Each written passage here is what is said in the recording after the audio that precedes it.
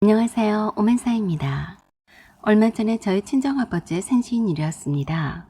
저는 남편과 결혼한 지는 횟수로는 6년째인데요. 남편이 결혼한 첫 해를 제외하고는 아직 한 번도 저희 친정 부모님의 생신일에 친정집에 간 적이 없습니다. 이런저런 핑계를 들어서 혼자만 가라고 하더라고요. 처음에는 그럴싸한 핑계를 대길래 진짜 그런 줄로만 알았습니다.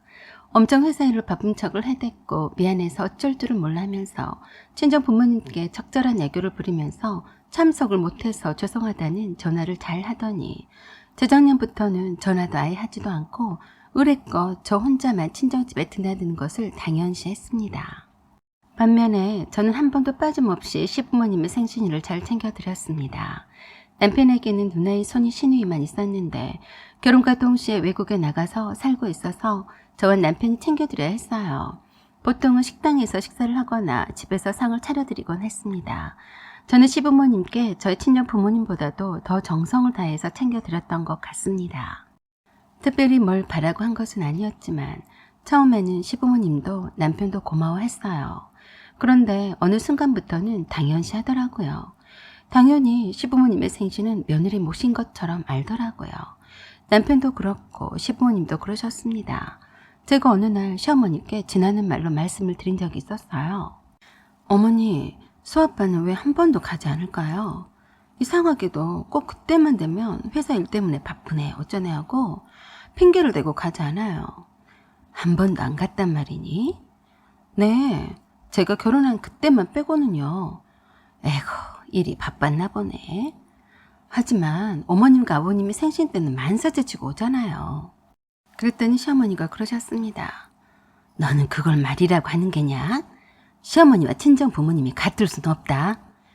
그래서 딸은 출가 외인이라고 하는 거야. 여자가 시가에 시집을 왔으면 시가 어른에게만 충실해도 벅찰 텐데 사위가 친정에까지 신경을 쓰게 해서야 되겠니? 네가 적당히 가운데서 알아서 하면 될 일이지. 그게 내조라고 하는 거다. 저는 그 말씀에 깜짝 놀라서 되물었어요. 그렇게 말씀하시면서 왜 어머니는 미국에서 살고 있는 형님이 한 번도 한국에 찾아오지 않는다고 서운해 하셨어요? 그것과 이것과 같니? 말 같은 소리를 해라. 그래서 어처구니 없어서 다시 여쭙습니다. 어머니, 며느리는 무조건 시부모가 우선이고 친정 부모님은 그 뒷전이라고 하시는데 어디 헌법에 써있기라도 해요? 그랬더니 어처구니 없다는 표정으로 째려보셨습니다. 그래서 제가 오래간만에 시어머니께 옳은 소리를 했습니다.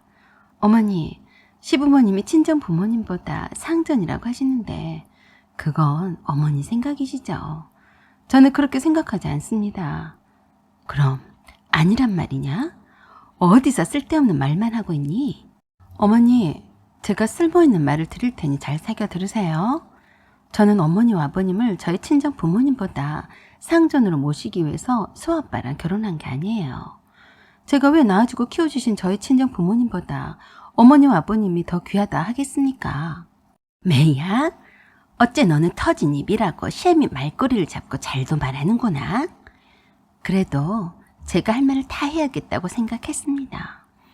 그동안 제가 어머님과 아버님께 생신일에 생신상도 차려드리고 선물도 드리고 용돈도 드리고 했던 것은 수아빠를 낳아주시고 키워주신 분이라서 그런 거지 더 귀하고 아끼는 마음에 그런 거는 아니에요. 너 오늘 뭐 잘못 먹었냐? 어째 말하니 꾸락사니가 아주 나를 잡은 것 같구나. 네, 나를 잡은 거예요. 제가 6년 동안 남편의 부모님이고 수아의 할아버지 할머니라서 배려해서 잘해드렸는데요. 올해부터는 그렇게 못하겠어요. 이번에도 수아빠가 또 무슨 핑계를 대고 다가오는 친정아버지 생신일에 저만 혼자 가라고 뻔할 텐데요. 그래서 뭐 어쨌다는 거냐? 네가 감히 시애미한테 뭐 어쩌겠다는 거야? 저도 이제는 어머니 아들과 똑같이 해야겠어요.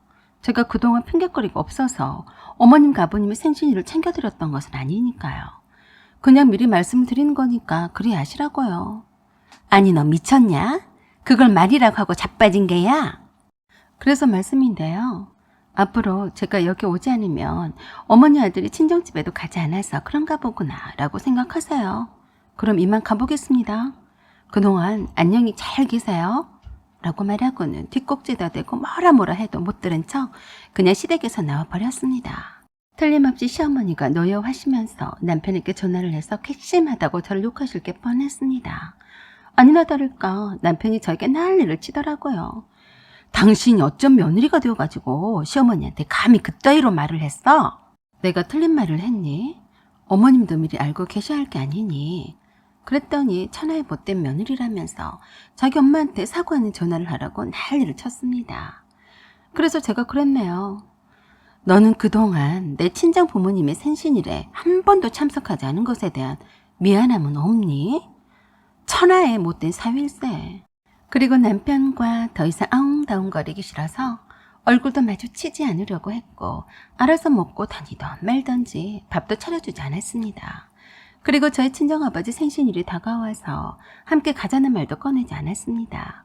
사위라면 당연히 장인어른의 생신일 정도는 기억하고 있어야 하는 것이 당연했으니까요. 역시나 기억을 하지 못했고 이번에도 저와 어린 딸을 데리고 갔습니다. 여동생과 남동생네 부부도 모두들 다 왔는데 남편만 참석하지 않아서 늘 그러려니 하고 묻지도 않으셨어요. 장녀로서 쪽도 많이 팔리고 부끄럽더라고요. 그리고 죄송스러웠고요. 한참을 좋은 시간들을 보내고 있는데 남편에게 전화가 걸려왔습니다. 그래서 조용히 식당의 화장실로 가서 전화를 받았습니다. 어디 간 거야? 이 시간까지 집에 안 들어오고. 오늘 아버지 생신일인 거 몰랐니? 이상하네. 오늘은 한가한가 보네. 집에 일찍 들어온 것 보니. 아, 그랬어? 미안해. 내가 깜빡했어. 아니, 너는 장인어른 생신이면 말을 해줬어야지.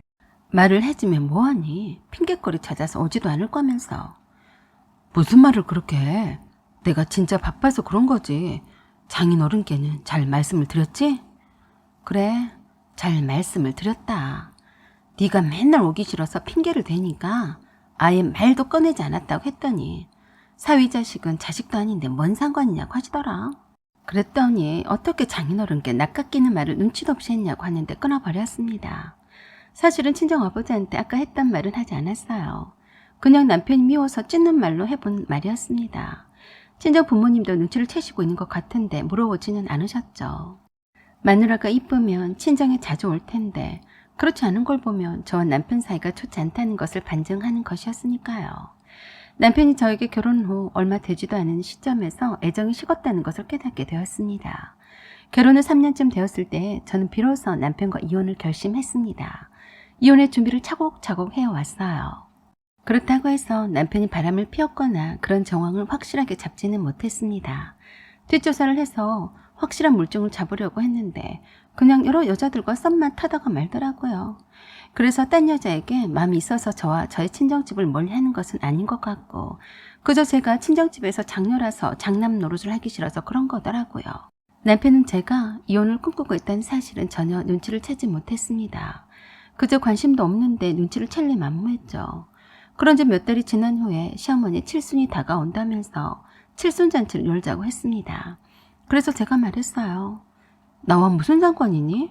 내 부모는 내가 알아서 잘 챙겼으니까 네 부모는 네가 알아서 잘해라. 그랬더니 너우발대발하며 이혼하자고 하더라고요. 그래서 이때다 싶어서 준비해둔 이혼 서류를 내밀었더니 기절하려고 했어요. 제가 잘 읽어보고 사인을 하라고 했습니다. 이혼의 사유는 전적으로 남편에게 있다는 사실과 그 근거를 다 열거해 놓았고 모든 재산과 딸의 양육권을 제가 다 가져갈 것이고 양육비도 귀찮을 테니 일시불로 지급해달라고까지 했습니다. 그랬더니 또 이혼 안 한다고 청개구리처럼 날뛰더라고요. 누구 좋으라고 하냐고요. 저는 급할 거 없으니까 시간을 줄 테니 잘 생각해보라고 사인하라고 했습니다. 그때까지 당분간 떨어져 지내자고 했어요. 그래서 남편에게 나가라고 했더니 그러나요? 내가 왜 내 집에서 나가니? 나가고 싶으면 네가 나가. 그래? 그럼 내가 까짓것 내가 나갈게.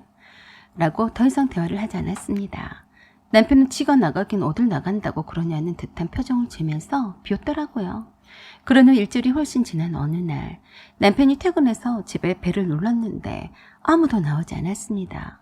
한참을 수아를 부르며 문을 두드리자 앞집 아줌마가 그러더랍니다. 함께 이사 간 거 아니었어요? 네? 이사를 갔다고요? 남편은 그때서야 놀라서 저에게 전화를 해왔습니다. 이게 무슨 짓이야? 어떻게 나도 모르게 이사를 갔냐? 네가 나가라고 했잖아. 그래서 집을 내놓은 거야. 내 명의로 된 집이니까 내 맘대로 팔았다. 왜? 더 할 말 있냐? 뭐? 집이 네 명의라고? 그래. 네가 집안일이 귀찮아서 다 나한테 맡겼잖아. 그래서 내가 내 명의로 바꿔놨다.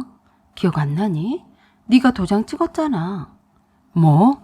내가 도장을 찍었다고?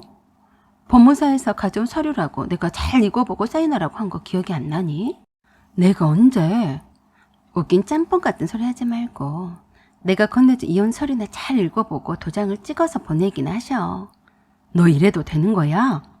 우리 엄마 칠순잔치도 해야 하는 건데 꼭 이렇게까지 해야겠어? 누굴 탓하니? 이혼 말은 네가 먼저 꺼냈어. 6년 동안이나 너를 대신해서 네 부모한테 봉사한 셈치고 내가 소아를 잘 키울 테니까 너는 그냥 몸만 나가 떨어져라.